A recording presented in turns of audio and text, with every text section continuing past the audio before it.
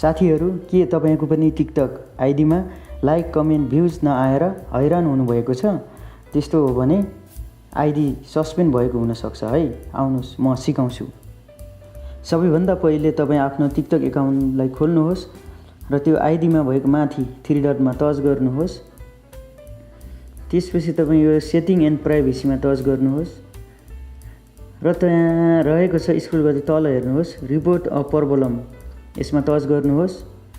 त्यसपछि तपाईँ यहाँ स्टार जस्तो देख्नुहुन्छ, त्यसमा छ follow like comment and favourite, त्यसलाई टच गर्नुहोस् र त्यसपछि तल हेर्नुहोस् स्क्रोल गर्दै जानुहोस् I want to grow my account, यसलाई टच गर्नुहोस्।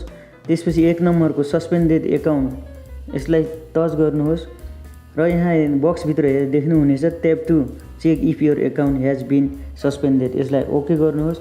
यति गरेपछि तपाईँको एकाउन्ट एक्टिभेट भयो। साथीहरू, यस भिडियो हजुरहरूलाई कस्तो लाग्यो? राम्रो लाग्यो भने लाइक कमेन्ट सेयर र कपी लिङ्क गर्न नभुल्नुहोला है।